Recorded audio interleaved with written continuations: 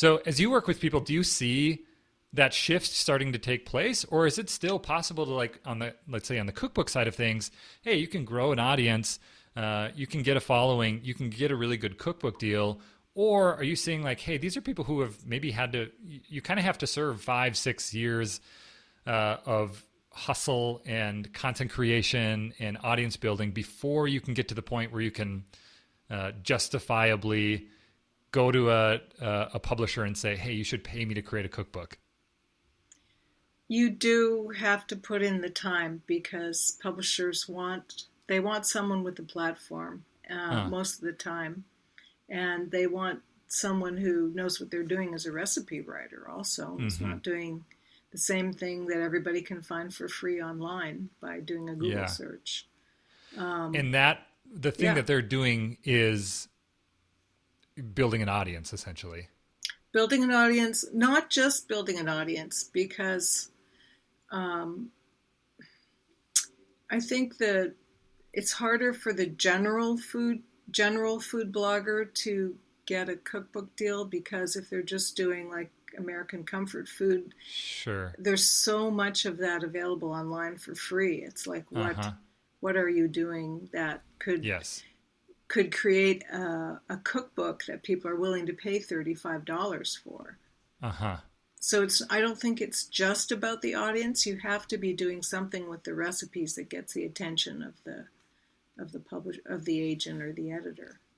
Interesting. And that would be with your platform as a whole. Are you seeing that? With your platform, and your beautiful photography. You are the sugar-free or reduced sugar person, or like you are the keto person, or so you're getting specific in who you're serving.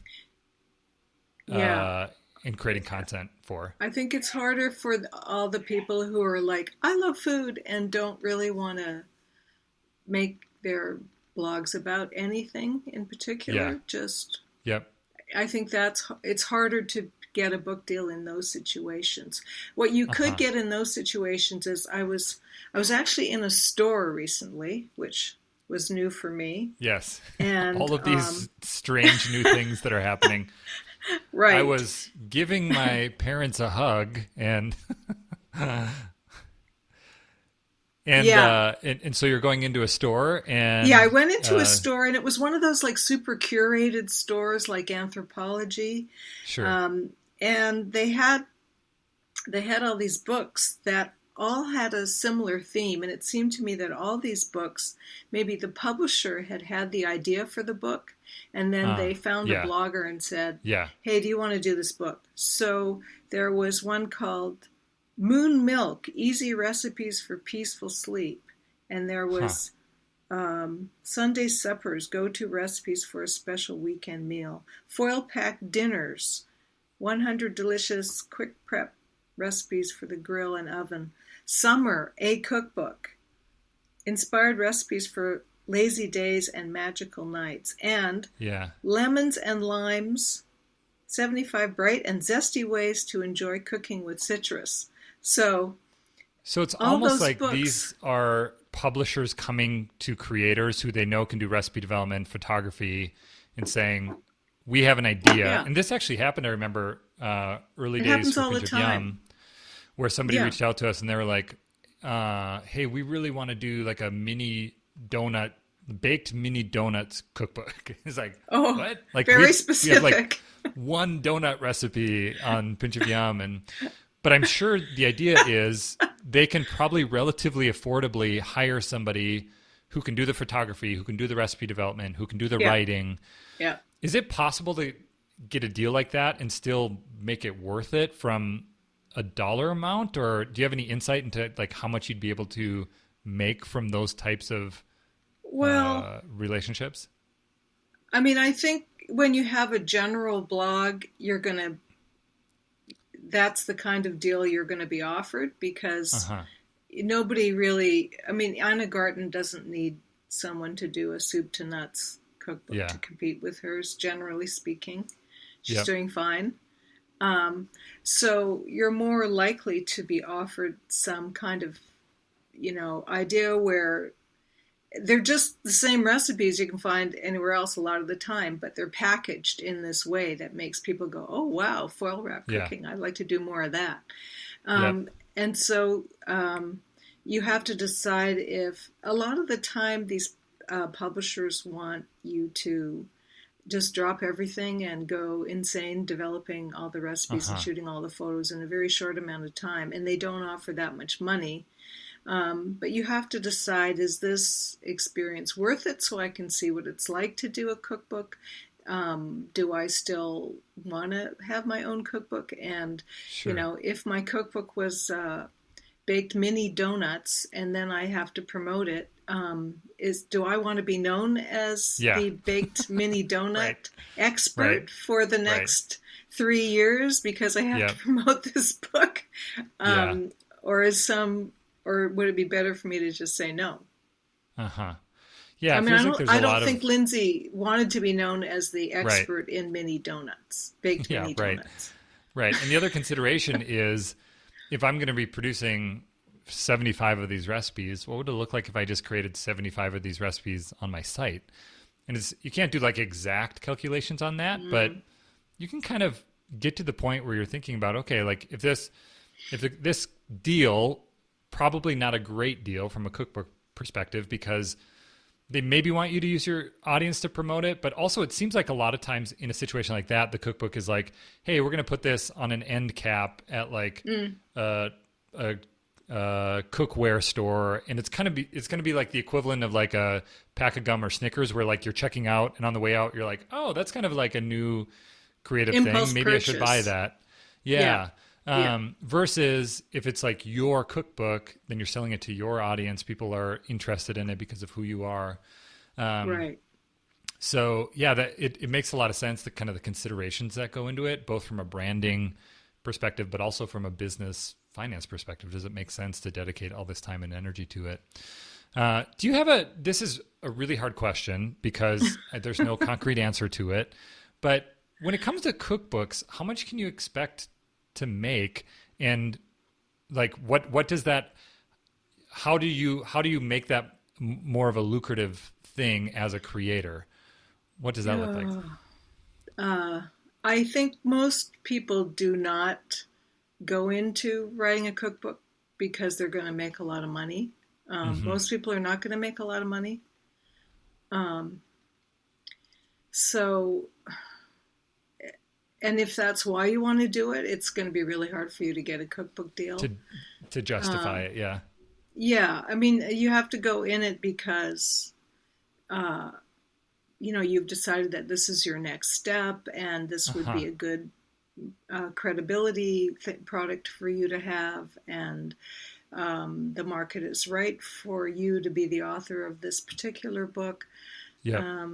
Those are really the reasons. I mean, you hear about stories, and every once in a while they happen. For example, I have a new client who shall remain nameless, who is basically an influencer who has built a big platform, putting recipes into her Instagram posts. Sure. And she just got a 6-figure deal. And then they said, okay, you're doing all the photography and you're writing the book, and we'll see you in a year. Yeah. And she's like, which is there's a lot of work. Yeah. Yeah. And she doesn't know she'd never done this work. Right. So, I'm going to help her figure it out. That's pretty rare that happens. Yeah. I've heard that in the kind of in the general business world as well, from people who write books, where they're like, hey, I'm not doing this as like a financial decision necessarily. It's more of a strategic decision, one of like, I want to go in this direction. I want to have credibility. And there's something about credibility of media that people are more accustomed to, books, TV. I remember the first time, I've told this story a couple times, where we were on the local morning news, and there was probably 75 people watching, right? So it's like morning news in Minnesota at like 7 a.m. But God. like, there's a couple friends who are randomly watching, and then some family friends watch, and they're like, you guys are legit, right? Like, we had been doing Yeah. what we were doing for so long. And I feel like a cookbook does a similar thing where when we moved in, this was the one house ago, not the house where we are now, but that we moved in the neighborhood, and we were telling some people what we did, and we're trying to explain it. We're like, well, what do we call it? You know, Lindsay and I always have this conversation. She's like, well, we have this blog. And it's like, people don't really know how to respond, where they're Right. like, oh, like, it's almost Yeah. like apologetic. Like, Yeah. shoot, like, I hope that, you know, you find work eventually. But I feel like if you say, oh, I've published a cookbook, there's something about that legitimizes you as a creator for whatever reason. Oh, definitely. And I think that ripples in really significant ways. The other piece that I think is important to consider, which you kind of hinted at, was, and Lindsay talks about this, but almost like legacy and the difference between like our grandkids looking at posts that Lindsay's, you know, posted on Instagram and a blog versus opening Lindsay's cookbook that she created. And that just feels different. It feels different to have something you open that you can tangibly hold, that you can wrap in wrapping paper and give to somebody. And I think as creators, that's one of the considerations we have. It's not always financial. It's also, what am I doing in the world and how am I contributing? And I know for a lot of digital creators, it can be like, the only thing I'm doing is like putting pixels on the internet. And Yes. a lot of times, you know, especially if you're like a designer or developer, in 4 or 5 years, that all goes away, and there's just kind of a cycle to it. So I think the physicalness of it is really important. But also, you kind of have to have a digital presence in order for it to work. Are you seeing Yes, you do. any cookbook deals where somebody has no presence online and they're still able to get cookbook deals? Or is it a non-negotiable that you have to have a following? I think you have to have some following, but I think publishers are also very aspirational about what they, just like bloggers are aspirational about where they want to get. Publishers are aspirational. Like, if you ask them, they'll say, well, we'd really like to find somebody who has 500,000 followers or 500,000 hits on their blog. Well, of course you would. You know, you'd like to find the next Ottolenghi also, and the next Ina Garten. Right. But that doesn't mean that they won't publish people who are not Sure. at that level. Sure.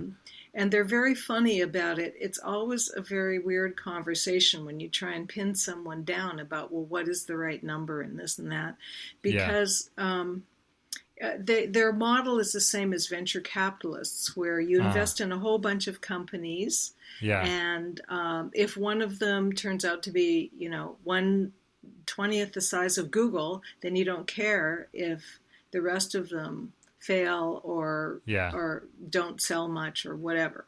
So publishing's the same way. They always want to find that they have to pay all their bills, and their bonuses all come from the heavy hitters, and then there's everybody else. Yeah. You know? In venture, you see where if something doesn't catch, then they're not going to give attention to it. So yes, it falls off, you're kind of forgotten, and it just kind of sits there. But if you become the shining star, all the resources, all the focus, all the marketing, like, you get all of that. Yes. But it's not like attention is given equally to all. Oh, no. In venture, and it sounds absolutely like in publishing not. as well. No, because if they've given someone a $1.5 million advance, then they've got to pay. They've got to devote resources to that person, because you want them to earn that money back and more. Yeah. Whereas if you've given somebody $15,000, it's much less of a risk, and you're like, oh, whatever, you know. Yeah. You can do all Less your own involved there. publicity. Right.